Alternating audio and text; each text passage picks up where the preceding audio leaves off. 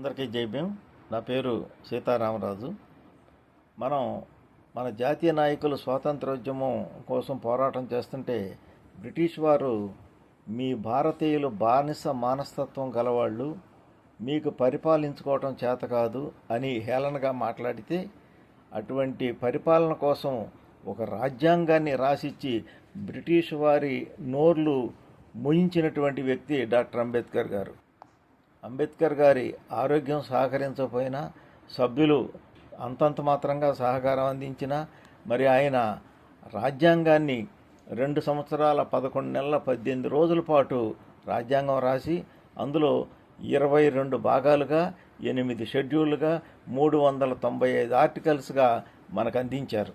ఈ 395 ఆర్టికల్స్లో కేవలం SC, ST, BC, మైనార్టీల కోసం అంబేద్కర్ గారు రాసింది కేవలం 12 ఆర్టికల్స్ మాత్రమే. అవి ఏమంటే ఆర్టికల్ 14 ఇది సమానత్వ అందరికీ, article 15 section 4, article 17, article 29, 30, 46, article 243D, article 330, article 332, article 340, 341, 342 ఈ 12 ఆర్టికల్సే రాశారు. 2019లో మరి 5 రోజుల్లోనే అగ్రవర్ణ పేదల కోసం ఆర్టికల్ 103వ రాజ్యాంగ సవరణ చేసి ఆర్టికల్ 342Aని చేర్చారు.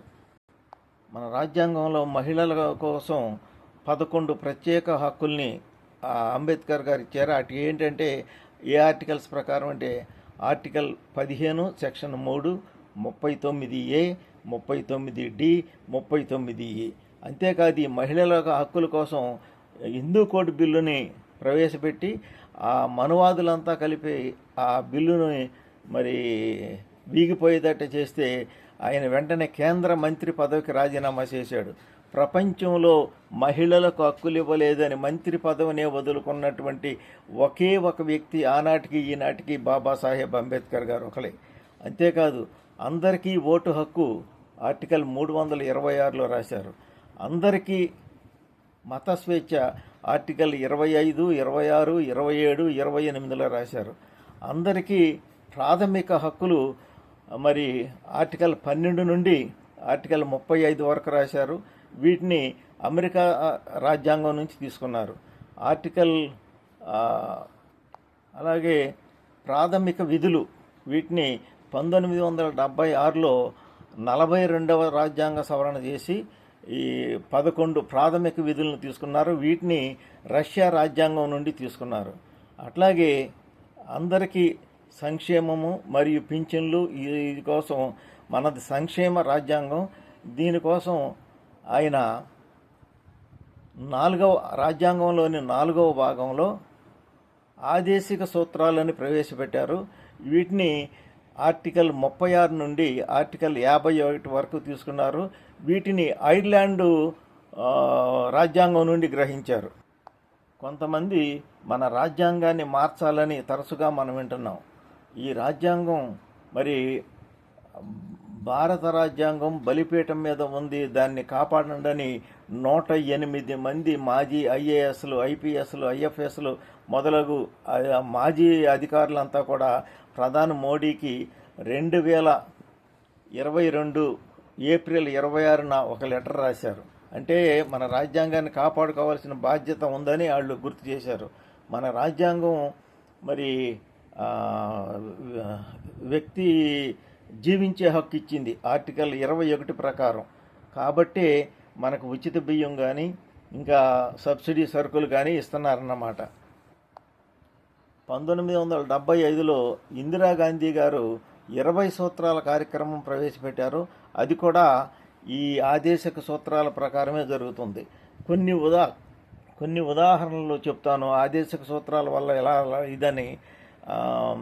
ఆర్టికల్ 40 ప్రకారం 3 అంచెల పంచాయతీరాజ్ వ్యవస్థ ఏర్పడింది. అంటే వార్డు మెంబర్ దగ్గర నుండి చైర్మన్ల వరకు, లేకపోతే జిల్లా పరిషత్ చైర్మన్ల వరకు, ఇట్లాంటి మేయర్లు, ఇలాంటి వ్యవస్థ అంతా కూడా ఆర్టికల్ 40 ప్రకారం ఏర్పడింది. ఆర్టికల్ 41 ప్రకారం వృద్ధాప్య పింఛన్లు ప్రవేశపెట్టారు. ఇది ప్రవేశపెట్టింది ఎవరంటే దామోదరం సంజీవయ్య గారు. 1960 జనవరి 11న ఆయన సీఎం అయిన తర్వాత, ఉమ్మడి తెలుగు రాష్ట్రంలో ఆయన సీఎం అయిన తర్వాత ఆయన కర్నూలు దగ్గర పెదపాడు వాళ్ళ అమ్మగారు అయినటువంటి సుంకులమ్మని చూస్తానికి వెళ్ళినప్పుడు చూసి వచ్చేటప్పుడు ఆవిడ చేతిలో ఒక 50 రూపాయలు పెడితే ఆవిడ అంది, బిడ్డ ఇది నాకు ఇచ్చావు, నాకులాగానే ఈ ఊర్లో చాలామంది తిండికి జరగని వాళ్ళు ఉన్నారు, నువ్వేదో మంత్రి అయ్యావంట, వాళ్ళకు కూడా ఏదన్నా హెల్ప్ చేయమని అడిగితే ఆయన హైదరాబాద్ వెళ్ళిపోయి అధికారులను సమావేశపరిచి 60 సంవత్సరాలు దాటిన వాళ్ళకి పింఛను వ్యవస్థను మొట్టమొదట భారతదేశంలో ప్రవేశపెట్టింది దామోదరం సంజీవయ్య అనే ఒక మాల దాసరి సీఎం. ఎందుకు చెప్తున్నానంటే ప్రత్యేకంగా ఆయన మరి ఆ విధంగా ప్రవేశపెట్టాడన్నమాట. అప్పుడు నెలకు 25 రూపాయలు చొప్పున మనీ ఆర్డర్ ద్వారా ముసలి వాళ్ళకి వస్తూ ఉండేవన్నమాట. అది పింఛను వ్యవస్థ. అట్లాగే ఆర్టికల్ 42 ప్రకారం 100 రోజుల పని అంటే ఎన్ఆర్ఈజిఎస్ అని అంటున్నారు కదా, ఆ పని అట్లా వచ్చింది. ఆర్టికల్ 3 ప్రకారం పాఠశాలలో మధ్యాహ్న భోజన పథకం. ఈ మధ్యాహ్న భోజనం పథకం కూడా ఎట్లా వచ్చిందో మనం వివరాలంటే 1951లో ఉమ్మడి మద్రాసు రాష్ట్రం అంటే మన ఆంధ్రప్రదేశ్, తెలంగాణ, మద్రాసు ఇవన్నీ కలిపి ఉండేవి. మనల్ని మదరాసీలు అనేవాళ్ళు. ఈ మద్రాసు రాష్ట్రంలో ముఖ్యమంత్రిగా బ్రాహ్మణుడు, మరి అట్లాగే గాంధీ గారికి వియంకుడైనటువంటి రాజాజీ చక్రవర్తుల రాజగోపాలాచారి సీఎంగా ఉన్నాడు. ఆయన ఒక జీవో ఇచ్చాడు. ఏమని?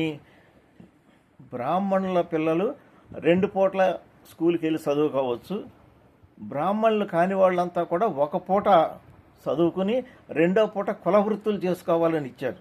దాని మీద అంబేద్కర్ గారు మరి పెరియార్ గారితో మాట్లాడితే వీళ్ళిద్దరూ, పెరియార్ గారు పెద్ద ఉద్యమం చేశారు.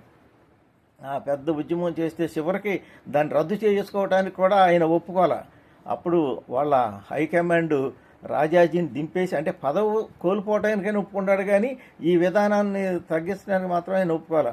అప్పుడు రాజాజీ అది రాజీనామా చేస్తే ఈయన కామరాజు నాడార్ గారు ఆయన ముఖ్యమంత్రి అయ్యాడు.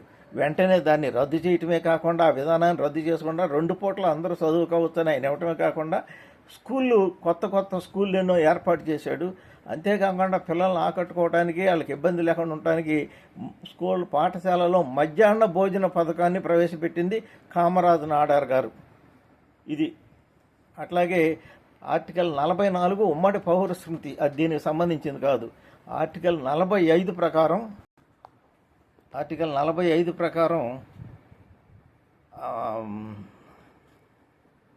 అంగన్వాడీలకి పాలు, గుడ్లు, మరి అట్లాంటి పౌష్టికాహారం, గర్భవతులకు పౌష్టికాహారం కూడా ఆర్టికల్ దాని ప్రకారం వచ్చింది.